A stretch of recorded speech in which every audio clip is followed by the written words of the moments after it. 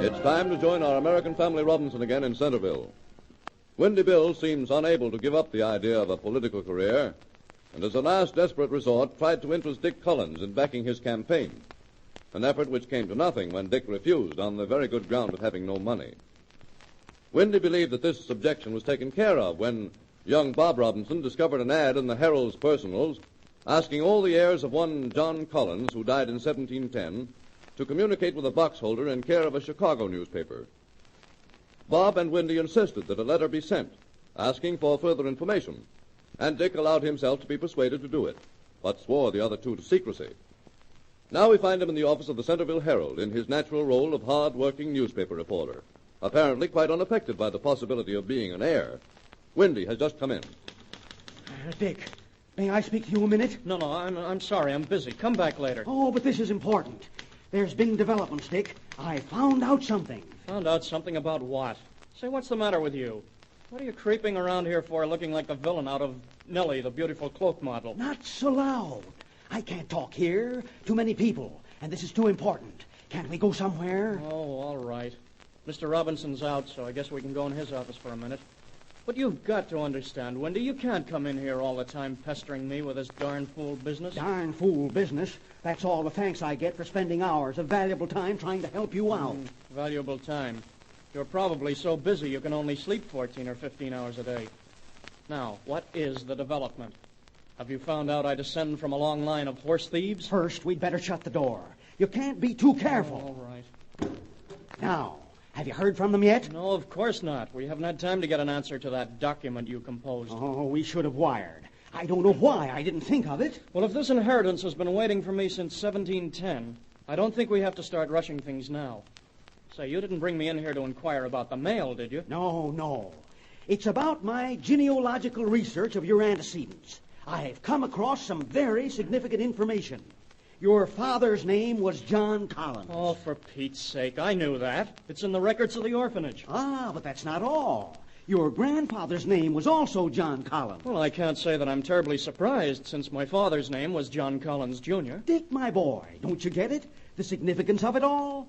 What was the name of the man whose heirs are being sought? Why, John Collins. Well, great suffering catfish. There's nothing very startling about that.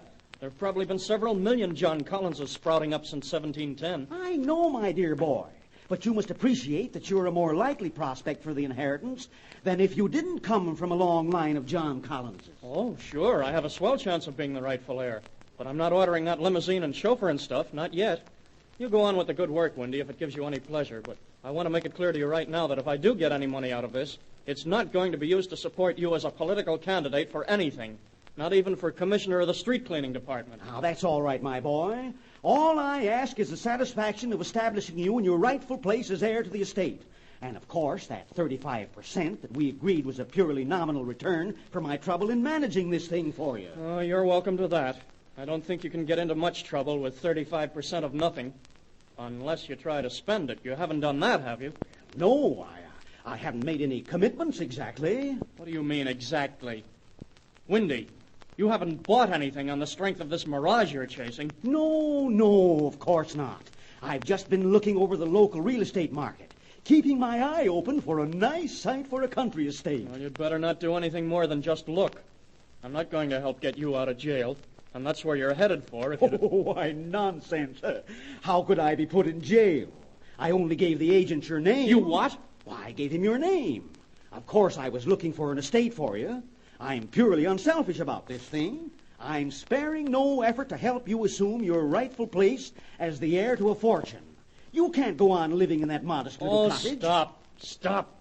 I should have known better than to get myself into this thing. Just how far have you gone with this real estate venture? If you've let me in for a lot of... Dickie, I only told the man to bring the papers over to your house tonight to be signed. Ah, it's a beautiful estate, Dick. 10 acres. Wooded, stables, gatekeeper's cottage, and the mansion itself. Oh, it's a dream. Oh, my gosh. You blithering old... Listen, Wendy, try to get this through your head, will you? I am not a millionaire, not by a long shot. And even if I get to be one, I'm not going to buy any stables. Stables. You ought to be put away somewhere. Nobody's safe as long as you're loose. Well, of course, you don't have to use the stables. Understand this, Wendy. Even if this inheritance does by some miracle belong to me, I'm going to be the one to dispose of it, not you. And if you sick any salesman on me, I'll brain you.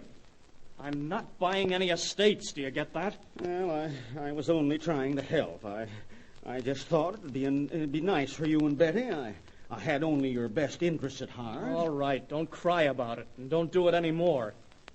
What the dickens am I going to tell Betty when this man comes to the house to have me sign papers for the purchase of a small edition of Buckingham Palace? Answer me that. Well, that's so. Betty probably will wonder. I hadn't thought of that. No, of course not. You never think of anything except getting people into trouble. I wish you'd hurry up and marry Miss Timmons and take yourself off our hands. Why don't you go and butt into her affairs? Well, you know, that's one of the best things about this inheritance of yours. If it comes through, and I have no doubt it will, I may not have to marry Miss Timmons. And frankly, I can think of a better fate than being tied for life to a face like hers. Yes, sir. That 35% commission ought to take care of me very nicely without resorting to matrimony. Oh, look here, Wendy. You can't do that. Now you can't. But think of her broken heart. Oh, think of the rest of us. Wendy, promise me you won't do anything like that. You won't break it off. Well, not until we're certain of this inheritance, anyway. I always say a bird in the hand gets the worm. Tell Reynolds to set that up right away and show me the dummy. Well, what's this, a conference? Oh, Lukey. No, this isn't a conference. No, indeed. Just dropped in to pass the time of day. Luke, what's that you've got in your hand? Letters? Yes, why? What's strange about that? The late mail is in. Naturally. That's a fairly obvious conclusion, but... Dick, maybe it's come, maybe. Yes, well, you'd better get along, Wendy. You'll be late for your engagement. What? Oh, yes, my engagement. Yeah. I'll stop by Miss McGillicuddy's desk and collect your mail on the way out, shall go I? ahead. Hey, what's the idea? Why the excitement about mail? All right, Wendy, go. You don't mind if I open it, do you, Dick? No, only beat it. What's up, Dick? That performance seems to indicate that Windy is at it again. Yes, he is. And it's my fault, I suppose. But it's nothing for you to worry about, Chief. I can handle it. I hope. You better tell me about it, Dick. That wild light in his eye and the general air of hysteria are bad signs. They mean he's getting himself or someone else into trouble. I think I'm the goat this time, but I can't tell you about it.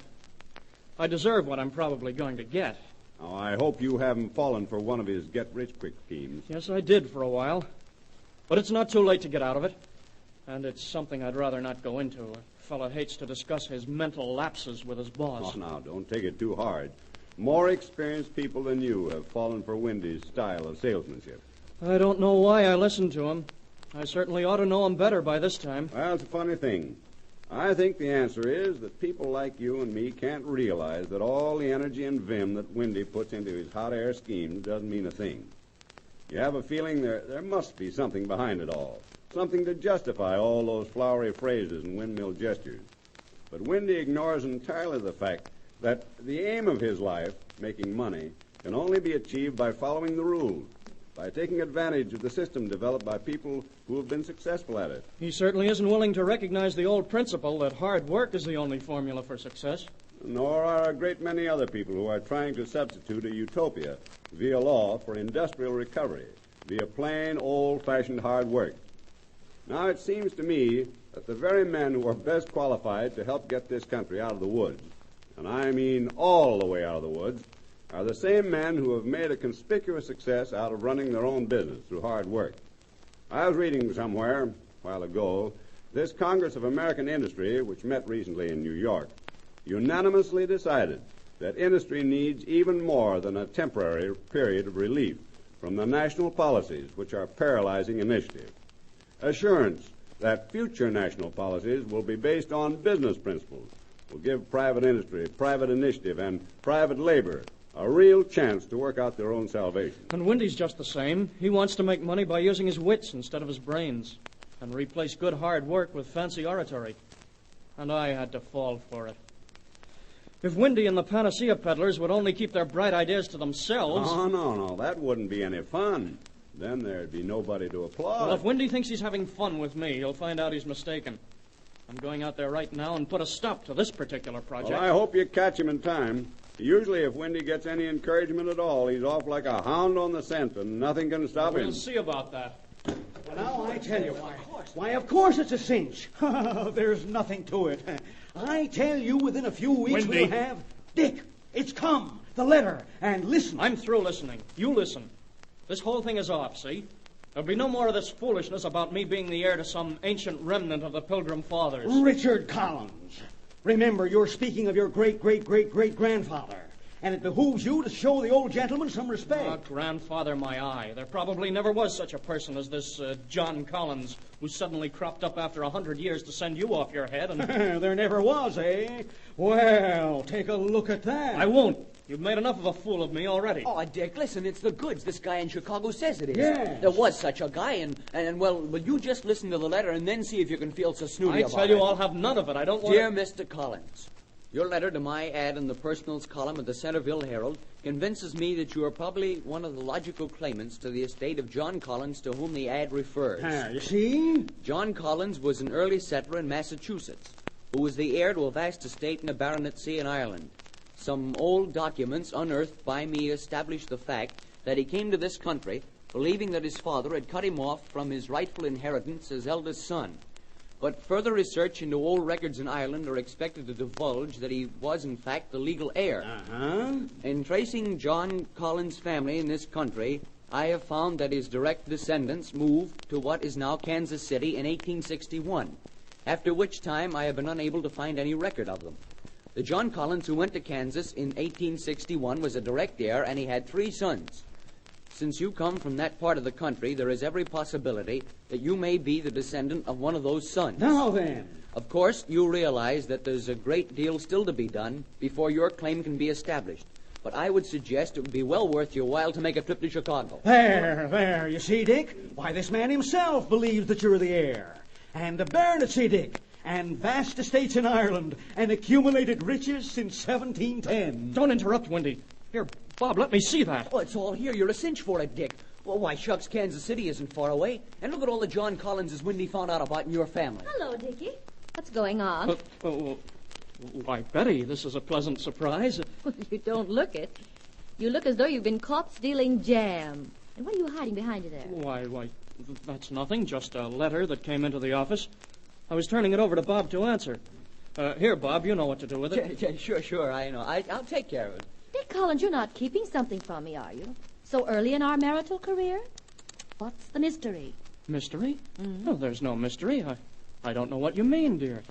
Well, for one thing, I mean the man who came to the house this afternoon and tried to tell me that we'd bought a country estate. A country estate? Yes. Windy, I could murder you. But, Dick, I mean to say, how did I know? After all... Now, don't change the subject, Dick. Who was that man, and what has Uncle Windy got to do with it? Why, I don't know a thing about it, honey. The man must have been crazy, and naturally I thought he was a friend of Windy's if he's crazy. Don't think about it anymore. It's just one of those things that happen to people who are related to Windy. Come on, dear, let's go in and see your father. He'll want to say hello to you. Yes, but what would you have?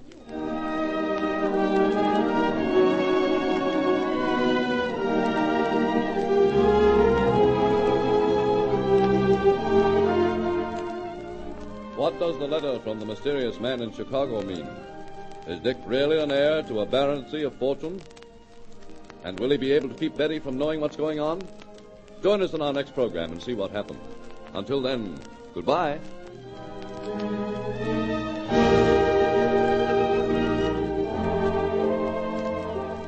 The American Family Robinson, which is broadcast regularly over this station, is written by Douglas Silver and Marjorie Bartlett and produced by the National Industrial Council.